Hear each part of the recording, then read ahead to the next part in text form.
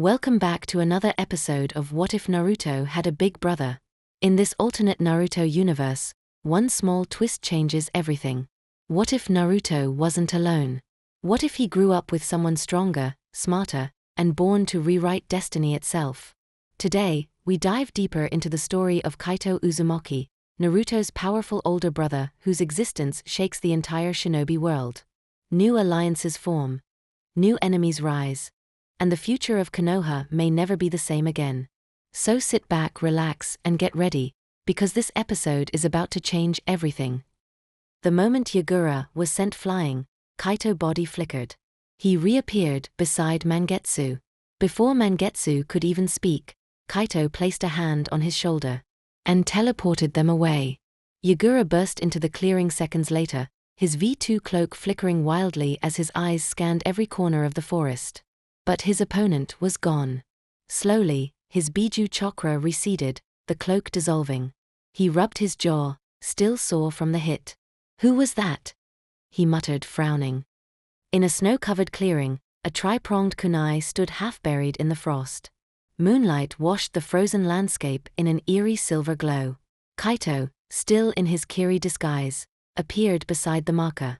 With him were around 20 unconscious civilians, including babies, all wrapped and suspended gently in golden chakra chains.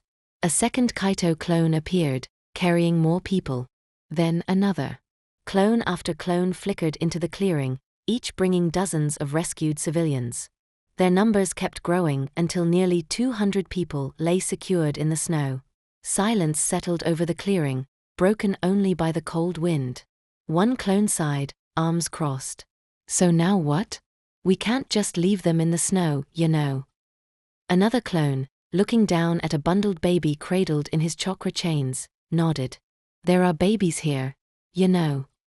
A third scratched his head. "We really didn't think this through, huh?"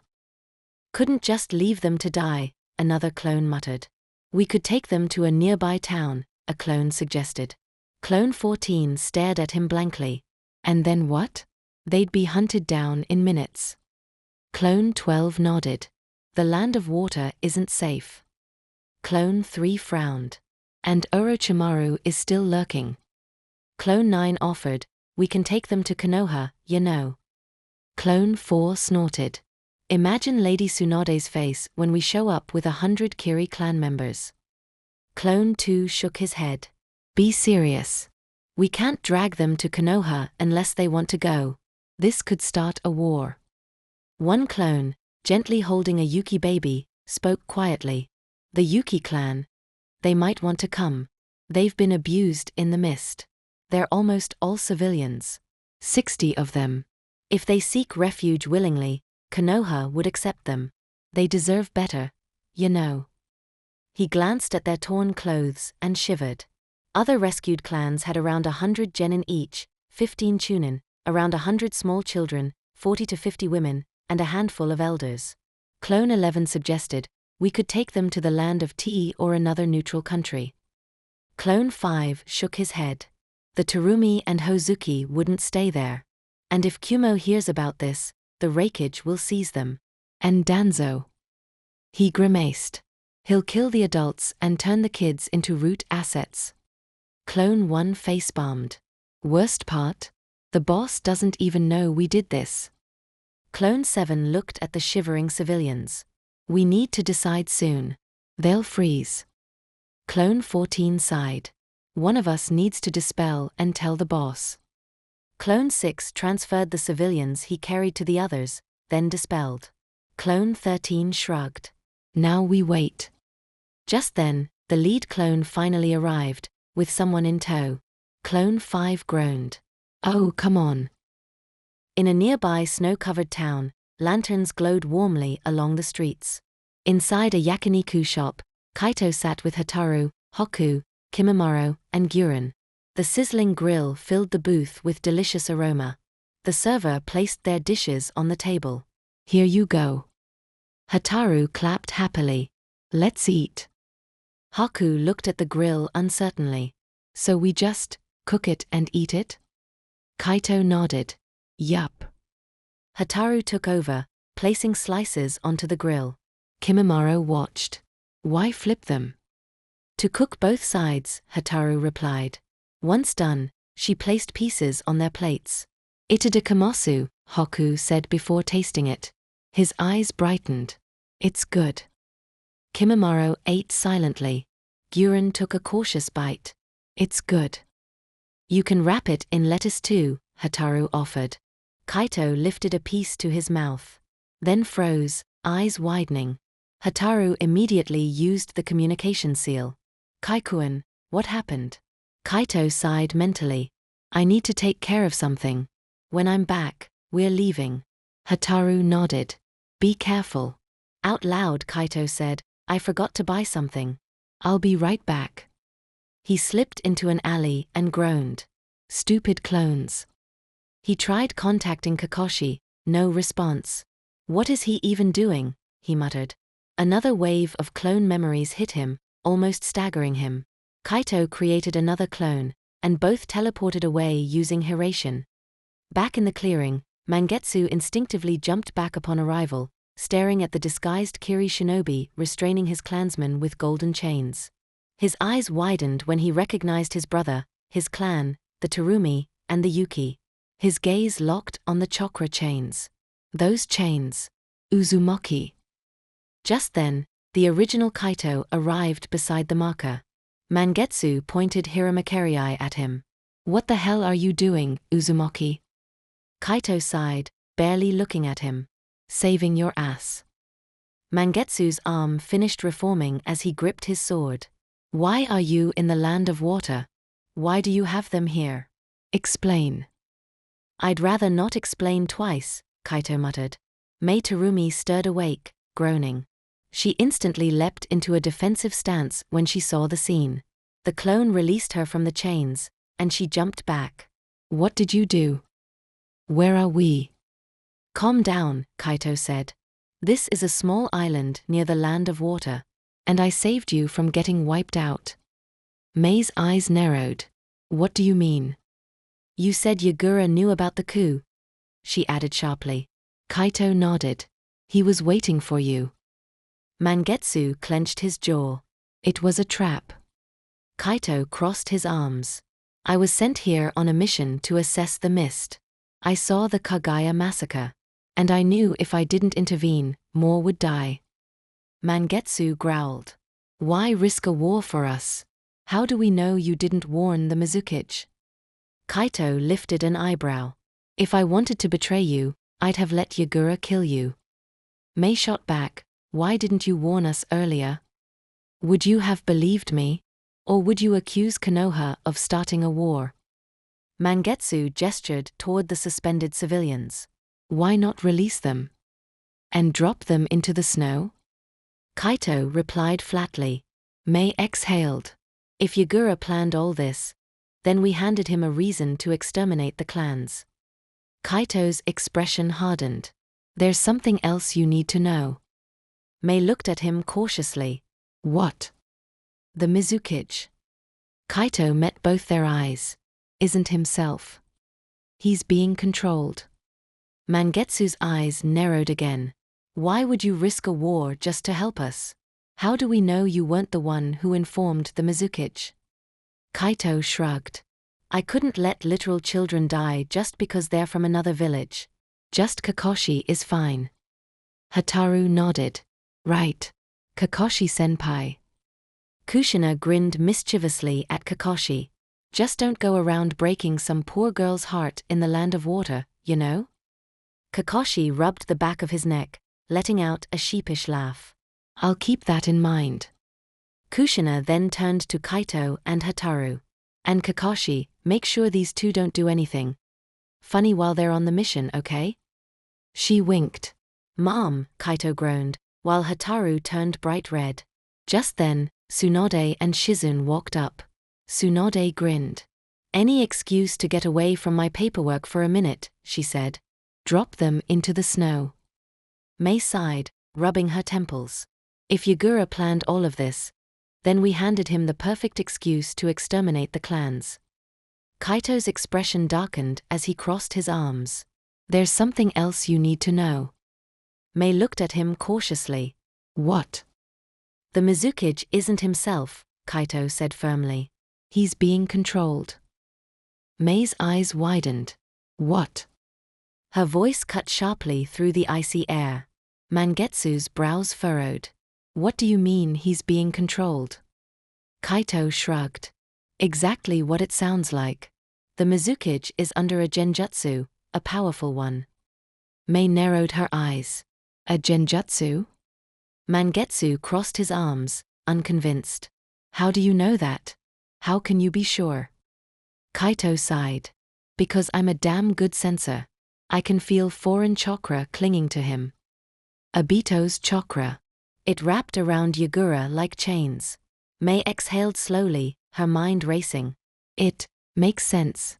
Yagura wasn't like this before becoming Mizukage.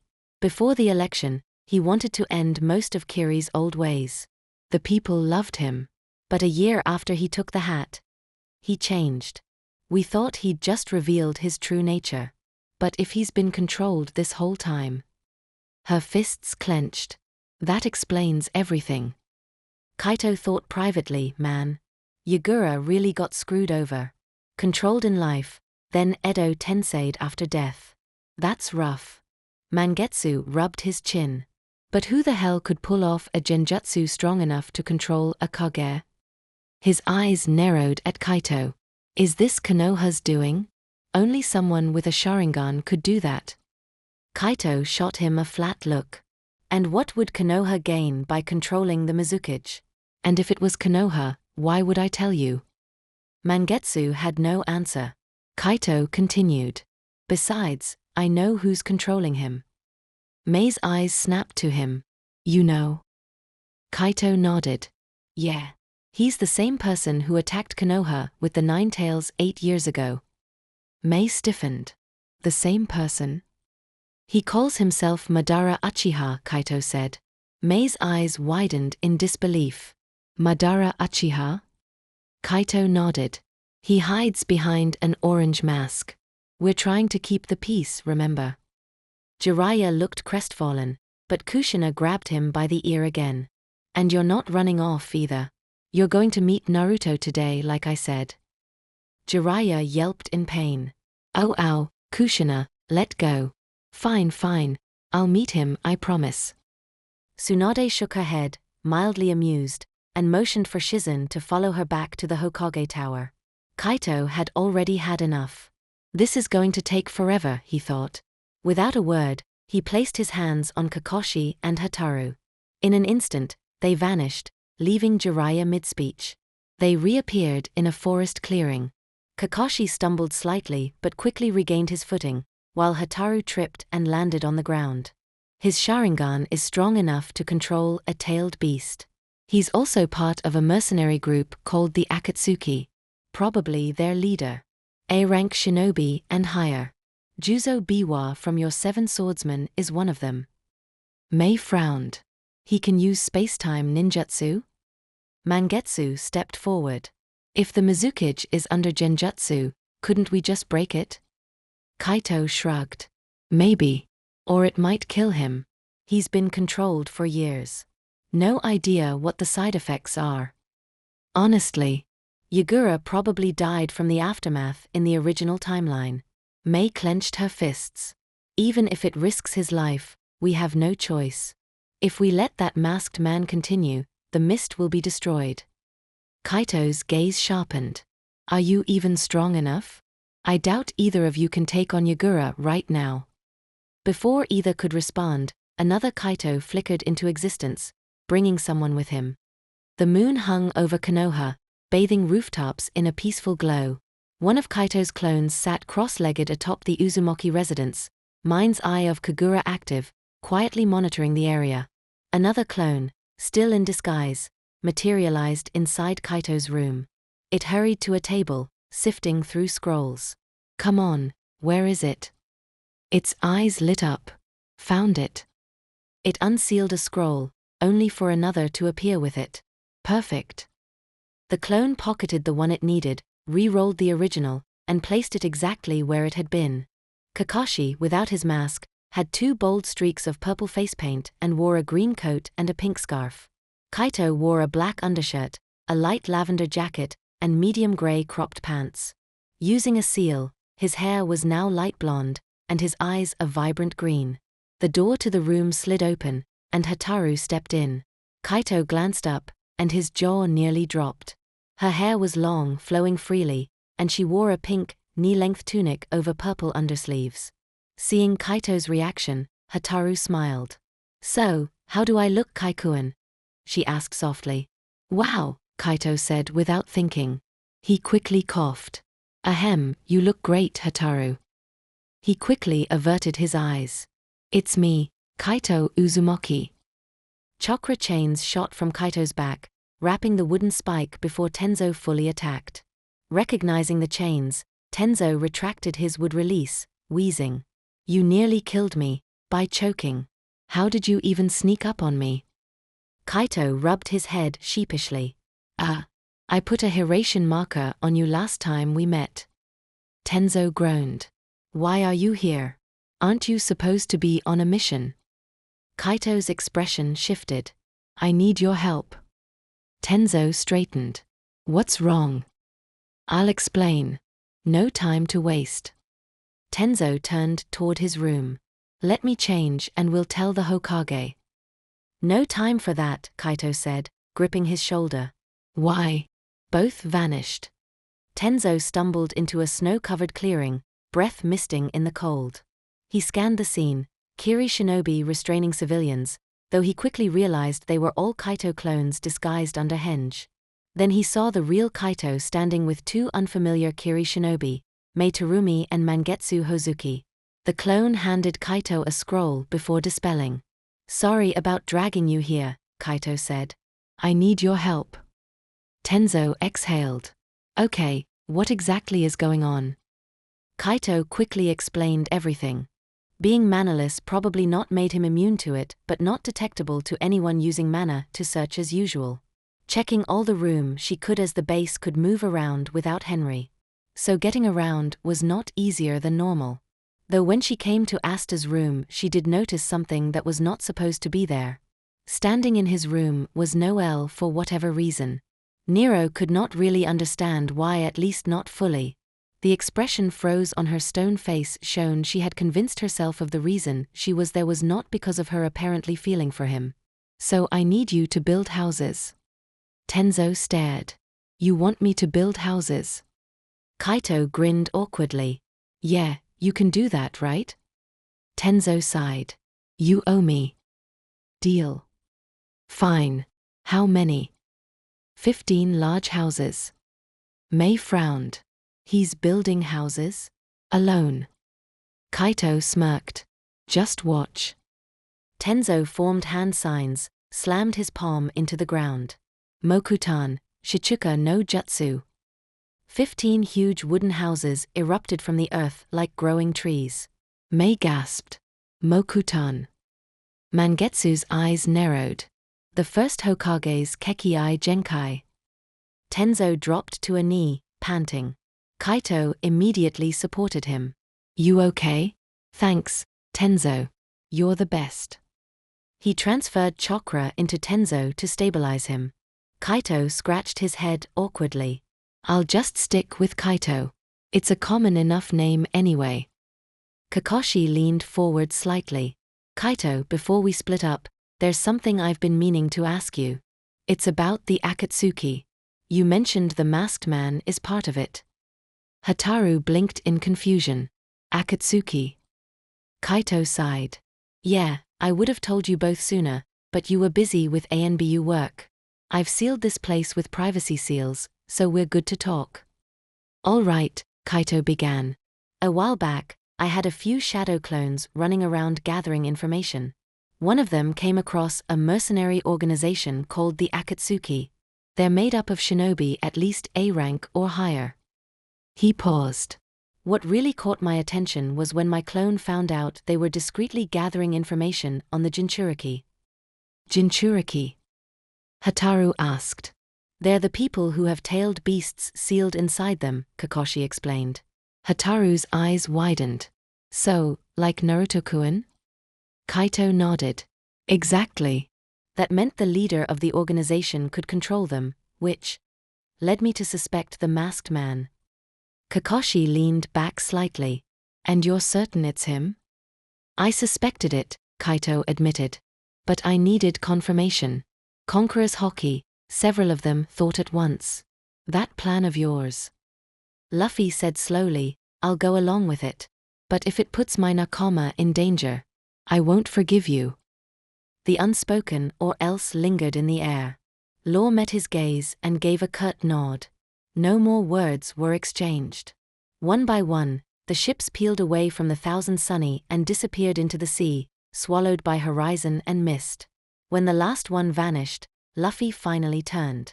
His grin returned, bright and familiar. Shishishi Haya Ace. What are you doing here? The sea calmed as the last echoes of cannon fire faded into the wind. Smoke curled upward from the scorched water where 5 marine ships had once stood. However, Nero had managed to counter the magic used once before. Thus what if her sealing magic was the needed counter this time around? Nero, after attempting trying, stumbled back, visibly shocked at something she apparently realized after what was a failed try to restore Charmy. I see this ended up in failure as well, Asta said.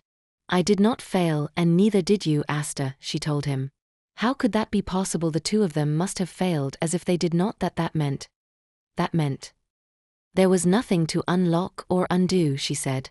The two realized that the magic used did not merely turn everyone to stone, as then either of their magic should have been able to undo it. Asta's anti-magic through just removing the magic itself, while Nero's would have unlocked it.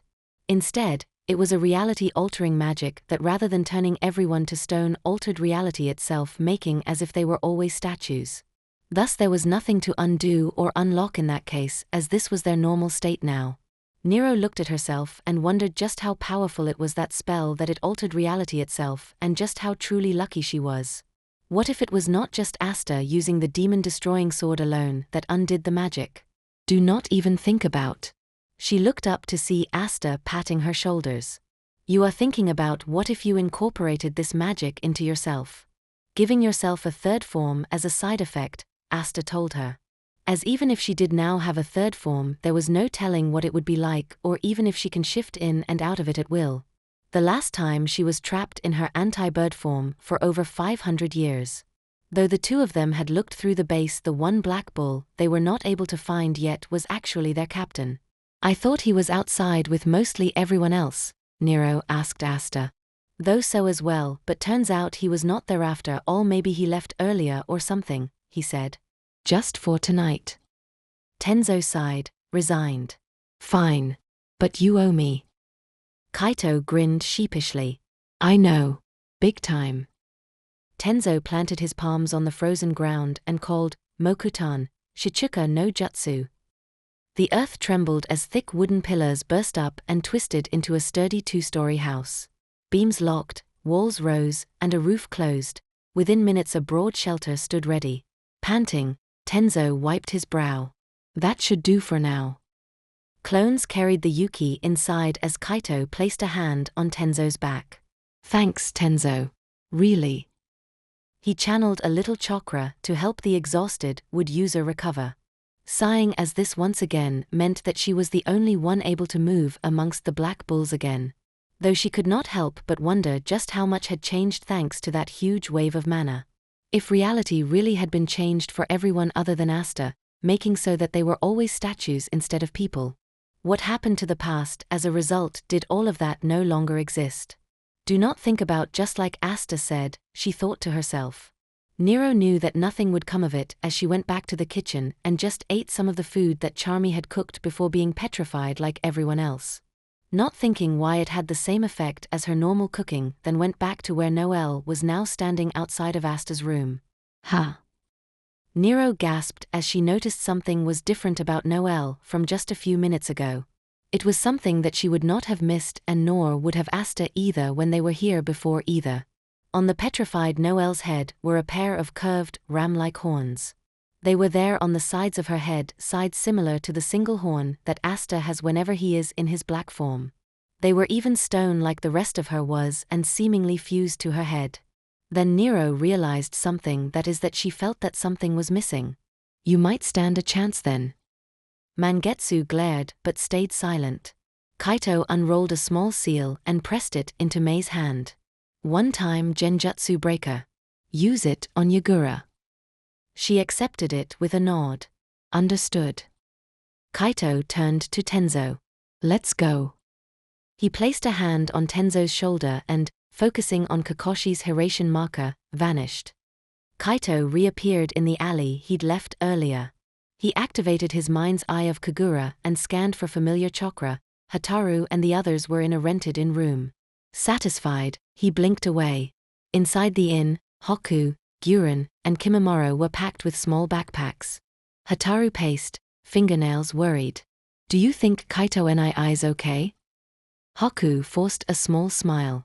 I think something needed him to go personally. Before they could worry further, Kaito appeared beside Hataru. Hey guys. Hataru rushed up. Are you okay? Did something happen? Kaito gave a quick nod. Everything's fine. We need to leave now. He placed a wad of cash on the table, weighty and final. A clone extended chakra chains around Guren and Kimimaro. Kaito took Hataru and Hoku's shoulders. With a final hand sign, the clone teleported the pair away, and Kaito vanished with Hataru and Hoku. They landed before the wooden house. Hataru's transformed features melted back to her usual dark indigo as she stepped inside and saw the unconscious refugees. Kaikuan, who are these? She whispered. Kaito met her gaze. Remaining members of the Yuki clan. The same clan you're from, Hoku. Hoku's eyes widened. My clan. Hataru frowned. Why are they here? Why bring them to the land of tea? Kaito told them what his clones had found, the Kagaya massacre, the Mizuki's purge, the failed coup, and how Yagura had been waiting for them. I rescued the civilians. I couldn't leave them to die. Hataru's face went stern. Why would the Mizuki do that? Weakening his own village. It makes no sense. Kaito met her. Unless he isn't himself. The last town didn't have anything good. While they ate and chatted, two Kiri shinobi entered the tea shop. They sat at a table behind Kaito and Hataru. Did you hear the news, Kotochi? One of the shinobi muttered. The Mizuki forced that clan to hand over all their hidden jutsu. I even heard there are talks of kicking them out of Kirigakure. Kotochi let out a low snort. Serves them right. Some of those people get so full of themselves. Just because they're born with special powers, they think they can lord it over the rest of us. Kaito and Hataru exchanged a subtle look. The tension surrounding the Kekii Genkai users was clearly fueling the political unrest in the land of water. After finishing their breakfast, Kaito and Hataru paid for their meal and stepped out of the tea house. They walked southward down the snowy street to the massive shrine at the edge of town, exploring the area and taking photos. As they were about to leave, Hataru's eyes lit up when she noticed a small stall selling dango. Kaikuan, look. They're selling dango, she said excitedly. Let's buy some. They look so good. Sure, Kaito said. They approached the stall. Are you two a couple? The vendor asked curiously, noting their closeness. I don't think I've seen you here before. Where are you from? Hataru felt her cheeks warm. Yes, we're together, she added with a shy smile, glancing at Kaito. We're from the land of tea. Just traveling around. Kaito nodded. We wanted to see the snow before it gets too deep. The vendor handed them the skewers of dango. Enjoy, and keep warm. As they strolled down the snowy street, Kaito suddenly felt a faint chakra presence coming from an alleyway they were passing. He stopped mid-step, his eyes narrowing. Noticing his abrupt pause, Hataru turned to him. Kaikuan, what is it? She asked. Kaito fixed his gaze on the dim alley. Near a dumpster, he spotted a small figure huddled on the ground. It was a boy, no older than 8 or 9. Kakashi sprang up, kunai in hand, training straight on Kaito and Tenzo. The woman launched into hand seals. Moisture in the air condensed into jagged ice spears and hurled toward them. Kaito's chakra chains lashed out and shattered the projectiles before they reached them. Hayatan, he realized, eyes narrowing as he took in the woman's features. She looked like one of the Yuki he'd rescued. Tenzo shifted into a defensive stance. Kakashi, still tense, lowered the kunai a fraction. Kaito? Tenzo. His tone mixed surprise and wariness. The woman, guarded, alert, asked, "You know them, Kakashi-kun?" Kakashi nodded slowly. "Yes. What are you doing here?" Kaito crossed his arms and let his chains retract, a teasing edge in his voice. "You weren't answering your seal, so we came to check. Looks like you've got things under control, huh, Kakashi?" Kakashi sputtered. "This isn't what it looks like." Tenzo smirked. "Looks exactly like it, senpai." Kaito turned to the woman. "You're Yuki, right?" She stiffened. Kakashi answered for her. "Her name's Kahayo Yuki. She defected from Kiri. I found her fighting Hunter-nin. Having no mana himself meant he could not be affected at all. Guess this truly was magic that altered reality itself," Asta said to the once again petrified Nero. "What was that struck me though?" Asta, who was looking around outside for any clues, was blindsided by something unknown, and that how he ended up where he was now. Though whatever attacked him was long gone, as looking for it again did not seem like the best option, as now Mimosa and Rebecca were here somehow. Thus might be best to just stay in the back Bull's HQ for a while, as he then went to the kitchen get something to eat. Having been out for a while had made him hungry, though something was different about the kitchen. "Where is Charmy-senpai?" Asta exclaimed. Her statue was gone and nowhere to be found at all. Having a bad feeling about this, he then went about to go check for the others that were brought in to see if anything happened to them. Everyone other than Charmy and Captain Yami were counted for, but there was someone else that was missing as well. "First Charmy-senpai and now Vanessa-senpai as well," Asta said, having not being able to find her as well. Sure enough, the petrified Vanessa was also not where she was left previous, leading to various questions that Asta had no answers to give. "And I couldn't stand by while kids died." Kahayo's eyes shone with disbelief and gratitude. "You saved my clan?" Her voice trembled. "Where are the survivors?"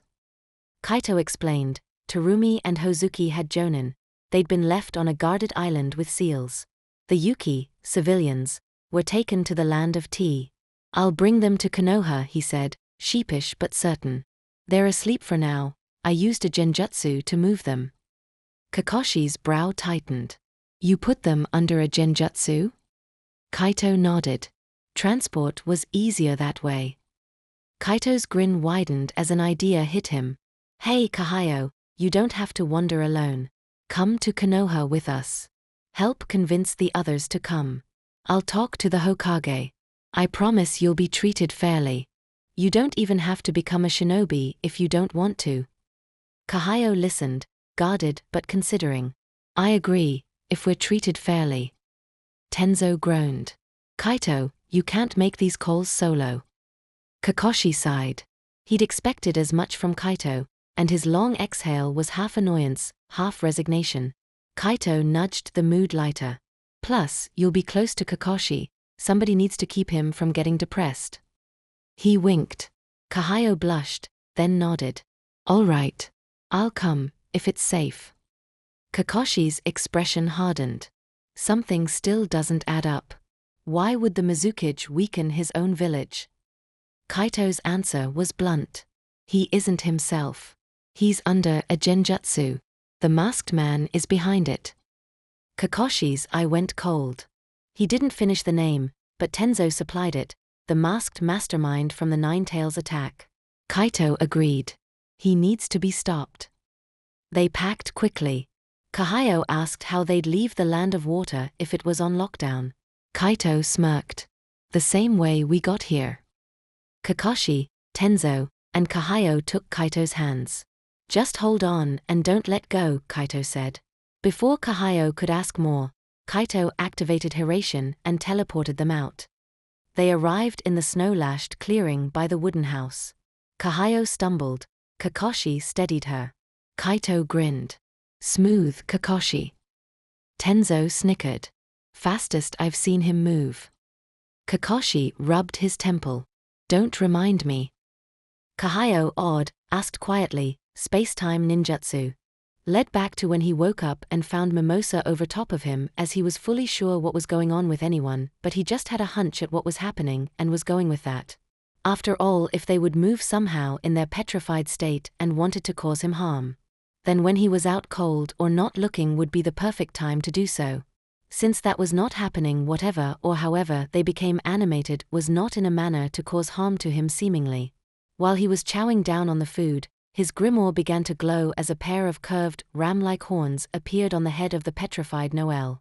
She then began to move and activates her Valkyrie dress. Kaito smirked. Smooth, Kakashi. Tenzo chuckled. Fastest I've seen him move. Kakashi sighed, bracing for the inevitable teasing. Kaito grinned wickedly. Wait till Mom hears about this. Just let me live, Kaito, Kakashi groaned, rubbing his temple. Kahayo scanned the clearing, awed. That was space-time ninjutsu. Hiration. Kaito nodded. Yep. He pushed the house door open and stepped inside. Kahayo's eyes dropped to the floor, women and children of her clan, wrapped in blankets and sleeping on the wooden planks. Relief flooded her face. The animated Noelle statue enlarged their lance so that would be outcome of their attack. Once having completed the task, they went to stand directly next to Asta, thus put themselves between him and Rebecca, even going so far as to take the leftover food at her hand and shoving in Asta's face before the horns on her horn vanish and she goes motionless once again. Someone must be out there if we got attack, but how to go about knowing that though, Asta said out loud. With things the way they were right now, and him possibly being the only one not really affected by whatever turned everyone else into stone, there was no key for him to sense from anyone other than himself. He knew everyone was not dead, but at the same time, the state they were in could not really be counted as being alive, at least in the normal sense of the word. Though as he was racking his brain trying to figure out what was going, and how to get a better view of his surrounding without exposing himself or the others around into too much danger. This was when his grimoire started glowing again, as that when Mimosa started moving again. Upon doing so, he noticed that on her head, unlike when Noelle was animated just a moment earlier, the horns on her head were like a mini version of the ones that he has in his black form. Kakashi rubbed his head and sighed. I hope you have a really good explanation for Lady Tsunade. Kaito laughed nervously, rubbing his neck. Yeah, about that. Kakashi, come with me when I talk to her. Back up, you know. Kakashi shook his head. No. This is your mess to clean up. Kaito groaned. Ah, come on. Back me up? It'd make things easier. Tenzo crossed his arms, smirking. Sorry, Kaito. You're on your own. Good luck. Kaito's jaw dropped in mock betrayal. Then he puppy-eyed Tenzo. Tenzo rolled his eyes. Fine. I'll come. Just like he thought everything that had mana, at least near the level that humans did, was turned to stone. He saw various animals and even different kinds of plants that were now petrified. Having a look around on this map, did not really seem to see any other statues of people, at least that should not be around here though. However, this also meant that he still did not know where the missing black bulls or Yami had vanished to. None of them were displayed on this map either. Though after having seen it happen twice, already Asta might have figured something out. Noelle, Rebecca, Mimosa, and Nero no longer had their grimoire anymore, but somehow their magic was now connected to his anti-magic. They were currently statues after all, thus they had no mana of their own, it seemed. Yet they were still able to use their abilities and spells through somehow access his anti-magic. The reasoning Asta had for this was that if they had mana of their own, why could not they be moving on their own? They're apparently some kind of stimulus that sparks them into action, animated them along with causing the horns on their head to appear. It was possible this why Nero's vanishes somehow thought it was curious how Mimosa and Noelle had different types though. Something that would have to be figured out another time as having these thoughts in mind. Asta looked over to where the currently petrified Nero was standing and had an idea that would hopefully work and might shed some light on at least one of the many questions he currently has. Asta thought about this if none of the petrified girls before him had their grimoire anymore, but were this able to use their abilities via the power of his own grimoire's anti-magic. He kept one hand on Nero's statue and the other on his own black book. focusing his thought this time around as he might have been doing this one his own, rather than without thinking, and/or it was merely a reaction to something he was not aware at the moment. Looking at both at once, he notices his grimoire flipping to a page where Nero's name was clearly written down within the book on a page he did not recall his grimoire having before. Thus it was assumed that Noelle, Rebecca, and Mimosa all had their own page within his grimoire now. In sense, the 4 girls could now be counted as one of his spells, but how was still a mystery to him though. They also seemed to be mostly autonomous spells as well, kind of like how Sylph, the wind spirit, was with Yuno. Sylph was actually a page in Yuno's book, yet she was able to act fully on her own, without the need to be called upon all the time. Kaito's hand glowed green with healing chakra as he touched the wound on her forehead. "It's alright, just a second, okay?" She gave a small nod. "There we go," Kaito said, pulling his hand back. "All better now." The girl tentatively touched the spot, her eyes widening in amazement. Kaito smiled warmly and unsealed some fresh fruits from a scroll. Handing them to the girl, he said gently, "Here, have some. They're fresh, you know." She devoured the food quickly. While she ate, Kaito gently placed his glowing hand over the bruises on her arms and face, healing them one by one. "What's your name?" Kaito asked casually. The girl paused mid-bite. "My name is Guren," she said quietly. Kaito grinned. "Guren, huh? That's a nice name." This he put his theory into practice as her horn reappearing on her head, Nero reverted back from being a statue once again. "Pos. Ha!" Nero exclaimed. "Seem it work for you at least," Asta said. "What do you mean it worked, and is that She said, trailing off as she might have met them before, but she did not recall their names off the top of her head. "Mimosa and Rebecca," she was told. "You all seem to have a spell in my grimoire now, and apparently I can only have one of you activate at a time it seems," Asta explained. "Why did my horns vanished because of that?" Nero asked him, interested. "Apparently so, as it also seems you lucked out, as you activate state is not just you animated as a statue but original normal self instead." Asta told her, "So do you have any memories from the time when you were a statue this time around?" "Cannot say, but seems that bits and pieces of my memory are missing," Nero then brought up. "Then what about your name? Do you still know what it was originally?" he asked her. "Of course my name is Nero, has not it always been?" She replied, "Though I glad you and Noelle decided to go with Luck's suggestion." Asta also thought this was true for Noelle, Rebecca, and Mimosa because they were moving on their own for the most part with just little input for Asta on time. Taritara and Sylvance Schnauzer? What kind of names were those? Not good, Asta thought, as Nero thinks that is her original name now but does not mean what he thinks it means. That Nero's memories seem to only start from the moment that she first met him. To have fully forgotten everything that she did before that point would be like to have a gap of 517 years in her memory. After all, Nero is 517 years old, even though she the 500 as a bird. Kaito's clones had laid false trails in Kiri, so any investigation would hit dead ends. Tsunade assigned the remnants of a derelict Senju compound to the Yuki.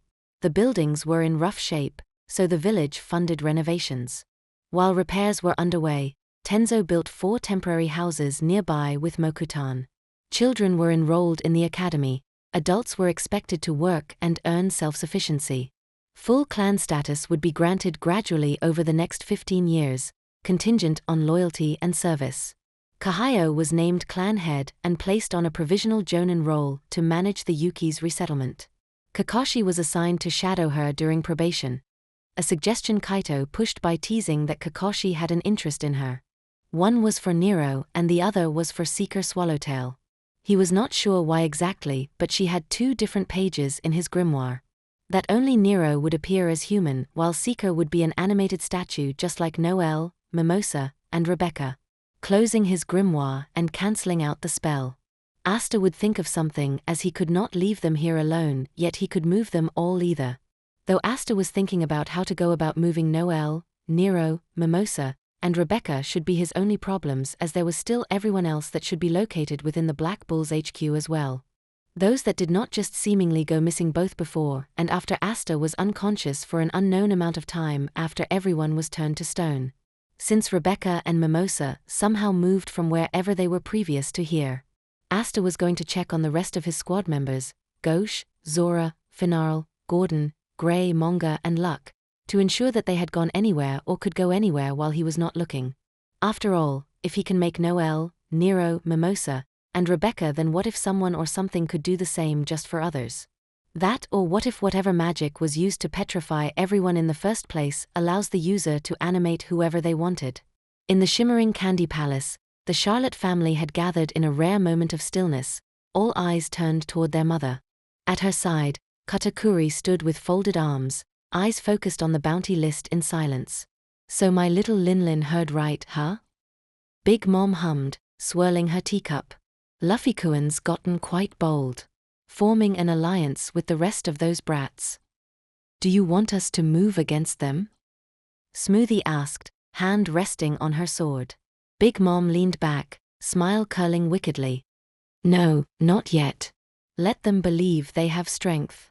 Let them believe they can stand shoulder to shoulder with the emperors."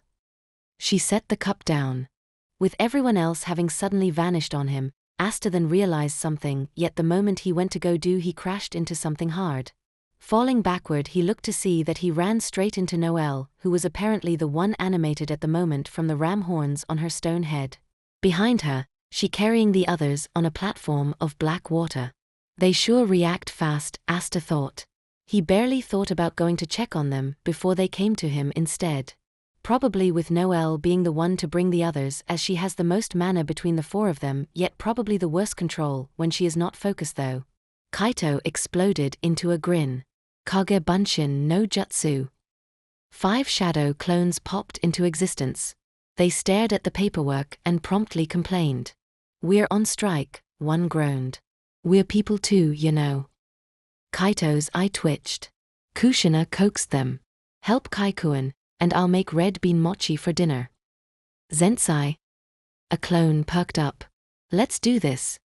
They chorused and dove into the forms. Tsunade snorted with amusement. "Looks like your clones listen to Mom more than you." Kaito breathed a shaky sigh of relief and got back to work, the mountain of paperwork finally moving, if only because of red bean mochi. Kushina sighed and walked over to one of the clones, patting his head to get their attention.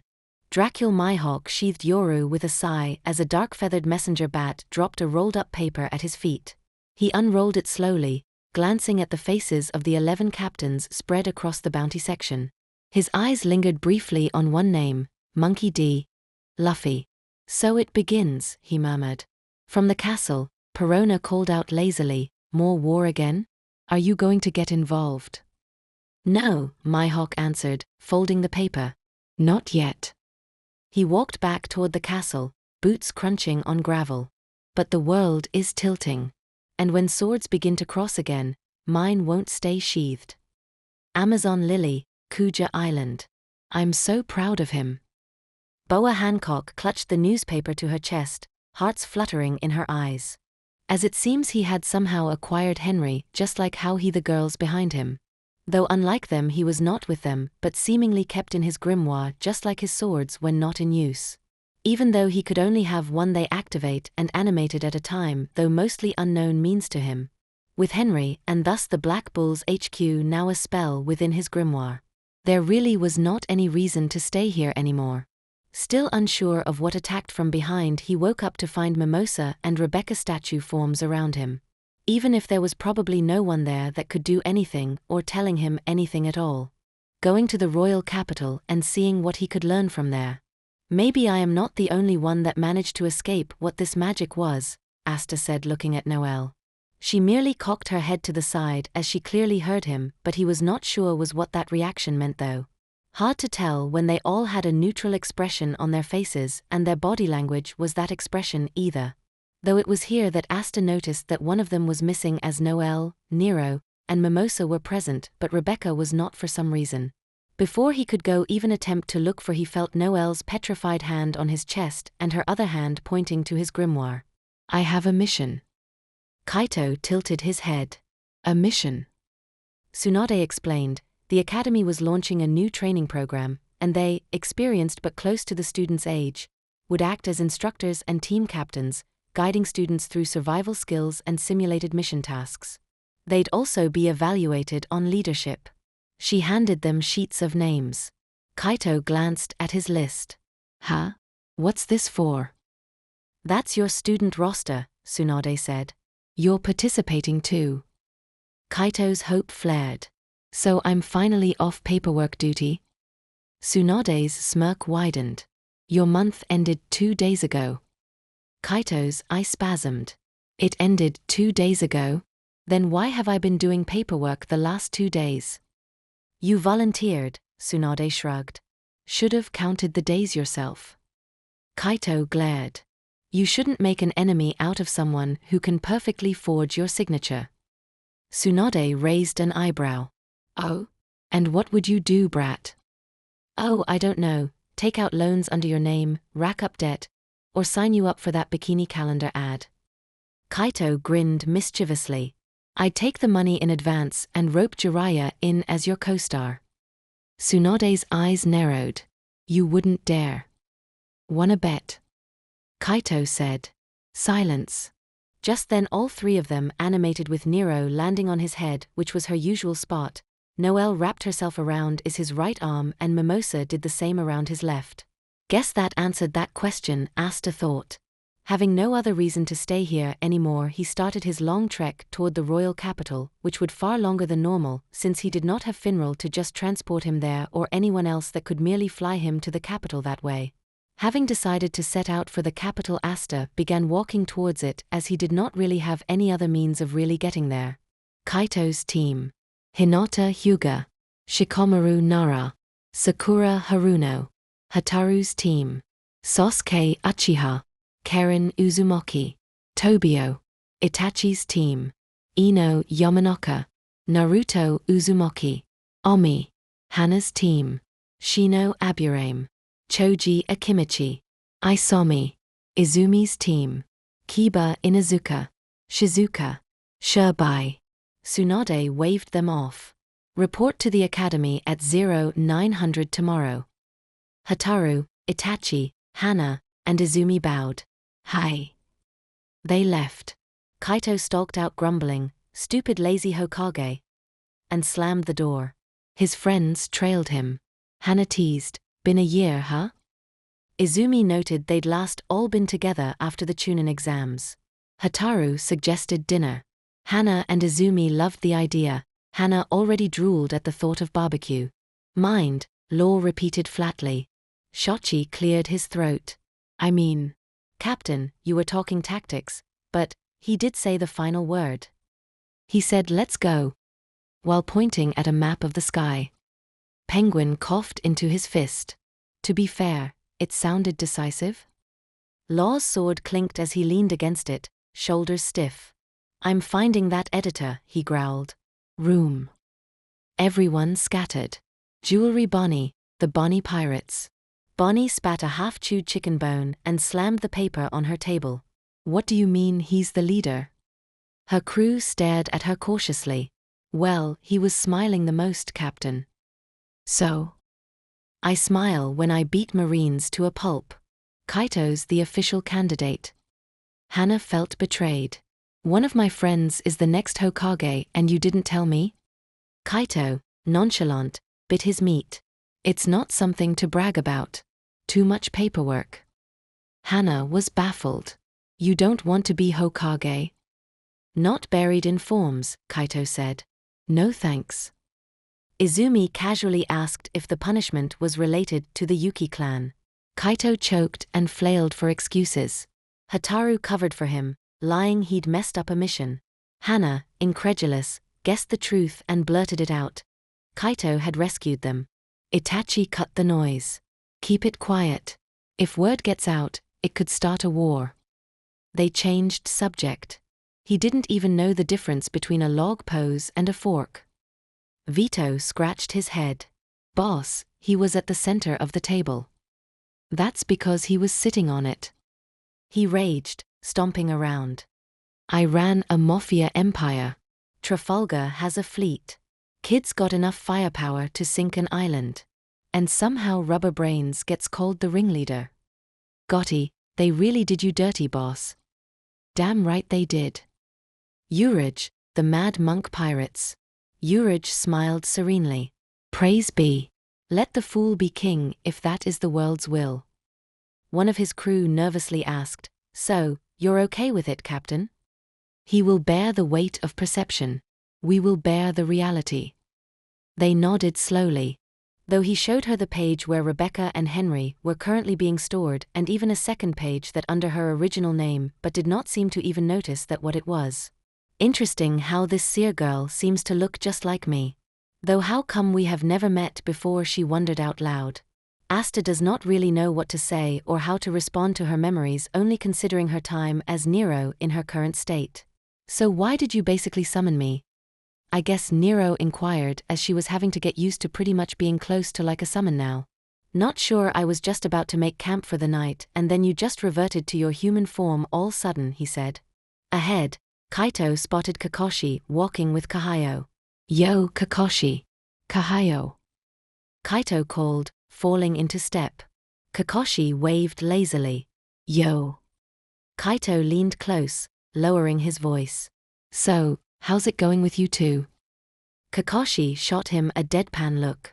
Do you have nothing better to do? Kaito nudged him anyway. Kahayo watched, curious. Before Kaito could tease further, Kakashi clamped a hand over his mouth, hauled him into a chokehold, and muttered embarrassed, I'll tell you later. Please, don't say anything. Kaito nodded, released, and stood there grinning like a misbehaving kid. They parted at the Hokage tower. Hataru turned on Kaito the instant they were out of earshot. Spill. What did he say? Dunno. He said later. Kaito shrugged. That she somehow react to his desire in her petrified state as a result. Before I revert there, something I want to tell you is that you need to learn how to have more than one of active at a time, Nero informed him. Can you even use one or both of your swords while I am like this currently? Asta then went to pull out one of his swords to show her that he could, though the moment he did she had reverted to a statue and stay that way until he put back his sword. Did not think you could not, as you did have one of them out the first time, she said after reverted from being a statue.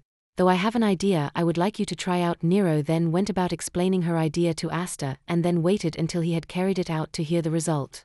Shikamaru sighed, his usual troublesome. Sakura stared when she learned who Kaito was, son of the 4th Hokage, promoted young, a candidate for the 6th, and nearly choked on her surprise. That evening they sat around a campfire. Kaito had shown them how to catch fish and make a fire. The training had been rough. The testing Chunin had pressed them hard, and Sakura had struggled. Kaito let the others handle most of the fight, stepping in only when necessary. After dinner they divvied up night watches. Hinata volunteered first, Shikamaru took second. We have 2 other kids with us, so we need to move fast. Kaito immediately crouched down and took out 2 small, tri-pronged kunai from a scroll, placing them into Kimimura's belt. These are for transportation. Don't lose them, Kaito instructed, his voice serious.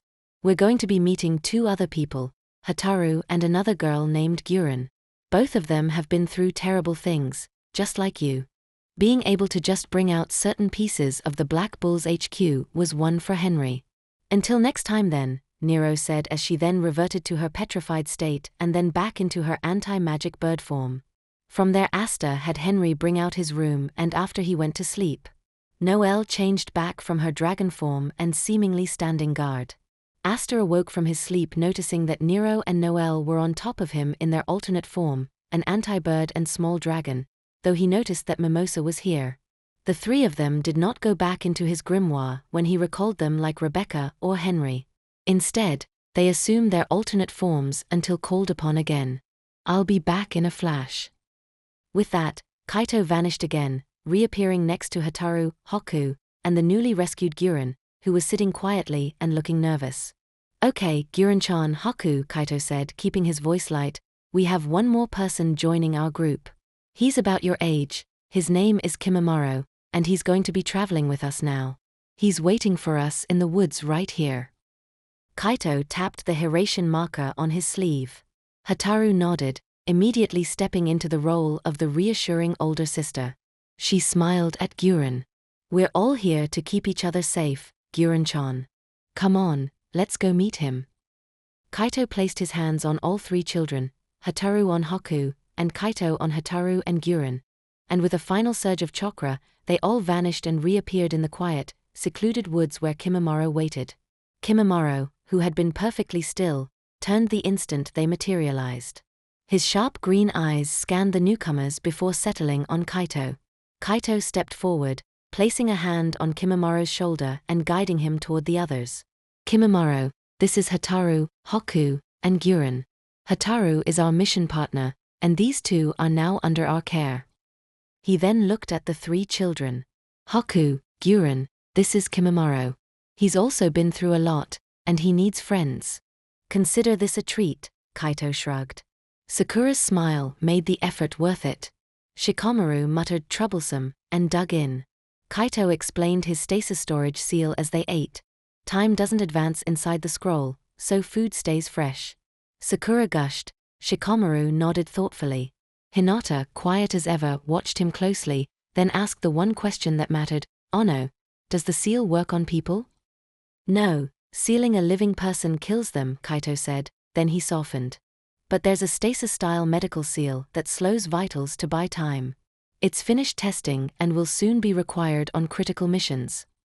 Hinata's eyes widened. Speaking of which. Reaching into his pouch, he pulled out a scroll and handed it to her. Here. Tsunade took the scroll. What's this? Pointing to the scroll, Kaito explained, it's got 10 copies of a variation of the seal I'm working on. It mimics my healing bite ability, not as powerful though. It can heal minor wounds if my calculations are right. Haven't tested it on a person yet, but I thought it might be useful for missions. If it's mass-produced, it could reduce casualties. Tsunade's curiosity deepened as she examined the intricate designs. It mimics your healing bite, huh? That could be really useful. Does it only work with your chakra? Kaito shook his head. No, anyone can charge it up. Yagura had issued orders to hunt down and kill any remaining Kagaya clan members, including women and children. The clone discovered the entire Kagaya clan compound had been set ablaze. The women and children were all dead. Kaito's clone infiltrated a meeting where Yagura publicly declared he had wiped out the Kagaya clan in its entirety as punishment for their treason. That includes their women and children, Yagura announced, his expression blank. Let this serve as a warning to everyone present. The room fell deathly silent. Yagura then announced, as a result of today's events, I am also revoking all rights bestowed upon the clans. The room erupted in outrage, but Yagura released a wave of Biju chakra, forcing everyone into silent submission. That very night, the clan heads and high-ranking shinobi held a secret meeting to discuss Yagura's removal.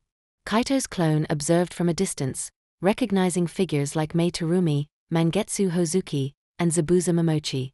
They had decided on the assassination of the fourth Mizukage. Kaito sighed. It's a good plan, but it's doomed to fail. He knew Zetsu had likely overheard everything and relayed their plans to Obito. The rebels were walking into a trap. Multiple explosions erupted at the village walls. Moments before, Mangetsu, Zabuza, and the clan heads surrounded the Mizukage's residence. They performed the hidden mist jutsu, rapidly blanketing the entire village. Explosions rang out from the village walls, drawing Yagura's loyalists away. Zabuza led his assassination squad into the Mizukage's residence. They reached the top, only to find Yagura already waiting for them, his arms folded behind his back. Zabuza attacked instantly, his katana slashing toward Yagura's neck, but Yagura blocked it effortlessly with his staff. I was beginning to think you wouldn't show up, Yagura said calmly. Yomi had Henry relocate their HQ from the common region to the neutral zone that bordered the Spade Kingdom as part of the squad's mission to investigate devils. It was not a problem at the time as they could just use Finral to get back to the capital quickly and/or fly anywhere they needed to. Those who could not fly normally or for various reasons could just get a lift like they always had in the past. Asta, all of us are here to protect you as we do not want anything happening to you after all. So attracting unwanted attention is not something that we should be doing at the moment, Nero told him. Nero's mind was also affected by whatever turned everyone other than Asta into statues more than she was aware of herself. Her memories as Nero and as Seeker split in half at the moment. She could only recall things she knew during her time as Nero when going by her Nero name. Asta was not able to tell how things were when she was Seeker, though she was just an animated statue at that point. Just so you know, if something happens, I am letting one of them take over, as they are more combat-oriented than me, after all, Nero told him. Another split Asta seemed to notice between the Nero and Seeker forms that she now had. The Nero one was less combat-focused than her Seeker one was currently. If you hadn't gone running back to your adoptive parent for help, it might have been a different story. Jiraiya turned toward Kaito. Kid, if I'd been serious, you wouldn't have even injured me. And let me tell you, you wouldn't stand a chance if I went into Sage mode. Tsunade groaned. Enough, Jiraiya. These two are the best we've got. Kakashi is an experienced Umbu operative. They'll learn from him. Besides, she added with a smirk, Kaito knows the Hiraition. If things get too intense, they can just teleport out. Jiraiya opened his mouth to argue but froze when he noticed Kaito's eyes were closed. A minute later he opened his eyes, and the air shifted. Also, he did not know the limits of this new ability that the girls and others he could summon were at the moment. Belle might be the wind spirit Sylph, but there was a limit to how much of her power Yuno could use at a time. Same for those that used other spirits as well. Of course, Asta did not think Nero, Noel, and the others became spirits, but they mostly certainly became something that he could summon at will and or use their powers. 3 latching onto him, always being active, but in state was seemingly for conversing their power. Looking around this village, Asta was better able to see what was going on at the moment. He saw that people were not even aware of what happened for the most part. There were clearly signs of combat, but there were also signs of those who were just going about their daily lives without any knowledge that they were to be turned into stone statues at all. It was seemingly done in an instant before they could even realize it happened. Nero really was lucky she was able to see this coming in time to do something about it, Asta thought as he looked around the village. Though he was not the only one, there was someone else that was seemingly looking around the village as well. This was a girl statue wearing a short, pale green sleeveless dress and no shoes. She animated the statue, the first one that Asta had seen himself beside the one that he had the ability to use himself since everything had started. The girl statue then, upon noticing Asta, ran over to him and started trying to drag him in the direction of the capital itself. Hey Nero, can you tell me what she wants exactly? Asta asked. Apparently Belle wants you to meet with her master, the wind spirit Yuno. She told him being able to communicate with animated statues given the unique state Nero's existence was at the moment. The wind spirit Yuno, Asta stated confused. That is what she claims, as she was informed by her master to come look for you. Though she seemed annoyed that she had to do this, however. She did not want to leave her master's side, Nero informs him. Asta being Asta meant he had no magic or mana at all. I just caught him spying on you guys the other day. Hataru blinked in surprise. Spying? Yeah, Kaito said, taking a bite of his dango. And then there's the other thing. He's supposed to be Naruto's godfather, but he hasn't visited Naruto. Not even once. If Mom and I weren't around, I can't shake the feeling Naruto would have been abandoned by him. And worse, the third might have brainwashed him into being Konoha's weapon. You know what I mean? Hataru's expression softened. Oh, she said quietly. She didn't know what to say, so she simply walked beside him in silence. The two continued their way back to the Hyuga compound. If she was not around, then Asta would have had no one to translate for him, as apparently animated statues were able to speak to one another using mana somehow. Not having mana meant that Asta would not be able to pick on this in any way, shape or form, but Nero could somehow because she was half statue herself. Why was Yuno now being considered the wind spirit and the former one just human size and seemingly human version of herself at the moment? These were questions that both Asta and Nero had, as they had no clue as to what was going on at the moment. However, it was clear that something happened after everyone had turned to stone, and then before Asta woke up after being attacked, then knocked out by something. And that wraps up today's episode of What If Naruto Had a Big Brother. Kaito's journey is only getting more intense, and the future of the ninja world is changing with every step he takes. If you enjoyed this episode and want to see what happens next, make sure to hit that like button, share the video with other Naruto fans, and subscribe to the channel so you never miss an update. Drop your theories in the comments. I love reading them. See you in the next episode.